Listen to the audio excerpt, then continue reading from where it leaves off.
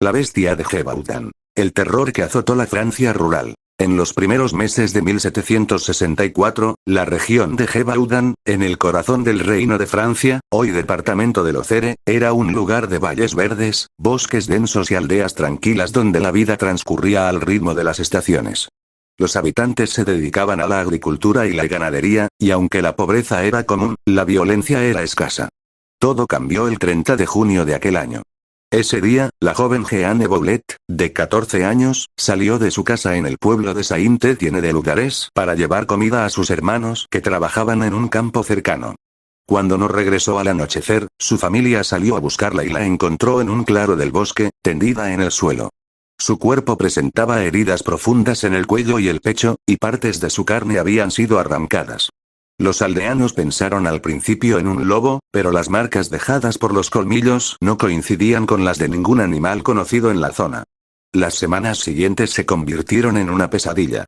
El 12 de julio, María José Pinecostal fue atacada cerca de la aldea de la Narce. Aunque logró escapar, sufrió graves heridas en la cara y los brazos. El 18 de julio, Jacques Portefaix, un niño de 10 años, lideró a un grupo de amigos para defenderse de la criatura cuando ésta intentó atacarlos mientras recogían frutas. Los pequeños usaron palos y piedras para ahuyentarla, y Jacques fue posteriormente condecorado por el rey Luis XV por su valentía. Pero los ataques no cesaban.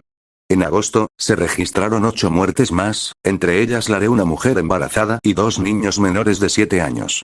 La noticia se extendió por todo el reino, y los aldeanos comenzaron a hablar de una bestia sobrenatural. Los testigos describían un ser de entre 1,50 y 1,80 metros de altura cuando se paraba sobre sus patas traseras, con pelaje de color rojizo o pálido, una melena gruesa y oscura que corría por su lomo y cuello, ojos amarillos brillantes y colmillos más largos y afilados que los de cualquier lobo. Algunos aseguraban que podía saltar distancias increíbles, que no temía el fuego ni los ruidos fuertes, y que incluso parecía elegir sus víctimas con premeditación. El pánico se apoderó de Gévaudan. Las aldeas organizaron guardias nocturnas, pero la bestia aparecía tanto de día como de noche. Los padres dejaban de enviar a sus hijos a la escuela o a pastorear el ganado. Las mujeres no se atrevían a salir solas a buscar agua o leña. El comercio entre pueblos se redujo a la mitad, y muchos habitantes comenzaron a abandonar sus hogares en busca de seguridad en las ciudades cercanas. Ante la creciente alarma, el rey Luis XV decidió intervenir personalmente. En octubre de 1764, envió al capitán Jean-Baptiste Duhamel con una tropa de 30 soldados, además de recompensas por la cabeza de la bestia. Duhamel estableció su cuartel en el pueblo de Malcieu-Ville y organizó búsquedas sistemáticas en los bosques. Durante meses, los soldados rastrearon senderos, colocaron trampas y patrullaron las áreas donde habían ocurrido los ataques, pero no lograron encontrar ni siquiera huellas claras del animal. Algunos aldeanos acusaron a Duhamel de incompetencia, ya que los soldados pasaban más tiempo en los bares que en el bosque, y la tropa fue retirada en febrero de 1765 sin haber logrado ningún resultado. No contento con el fracaso de las tropas, el rey envió en marzo de 1765 a su porte arquebuse personal, François Antoine, un hombre con fama de gran cazador, acompañado de su hijo y un grupo de auxiliares. Antoine llegó a Gévaudan con armas modernas para la época, incluyendo rifles de precisión y perros entrenados para rastrear animales salvajes. Él creía que se trataba de un lobo gigante, y se enfocó en cazar a los ejemplares más grandes de la región. Después de meses de búsqueda, el 21 de septiembre de 1765, Antoine y su grupo encontraron ollas frescas en la selva de Chazes, cerca del pueblo de Soublecausse. Siguiéndolas, llegaron a un claro donde se encontraba un gran lobo, más grande que cualquier otro visto en Francia, que se enfrentó a ellos sin miedo. Antoine disparó y lo hirió, y después de un breve enfrentamiento, el animal cayó muerto.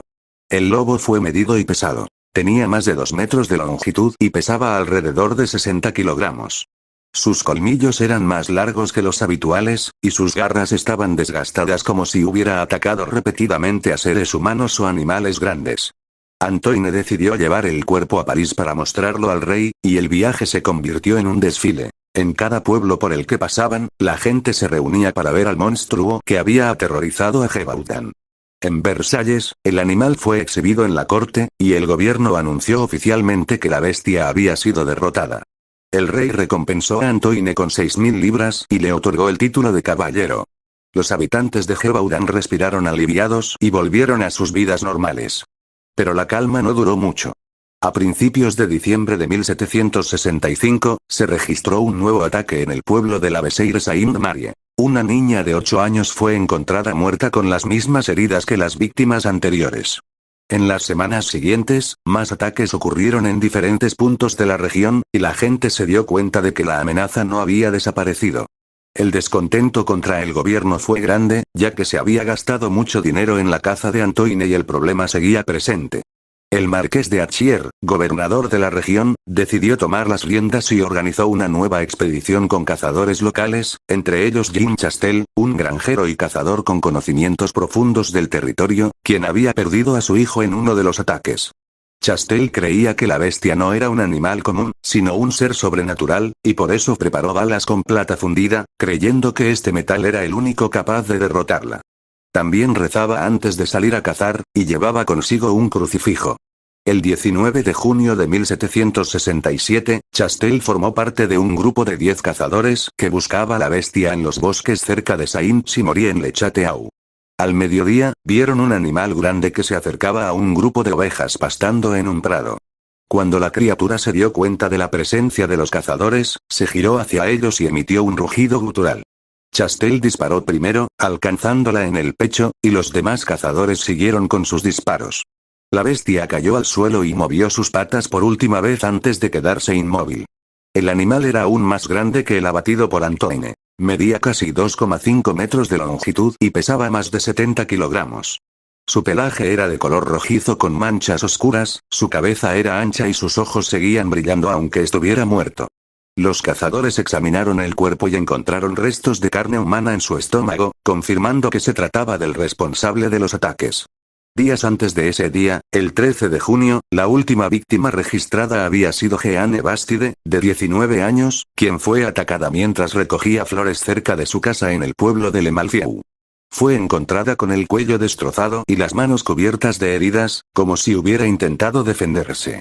Después de la muerte de la bestia, los ataques cesaron completamente.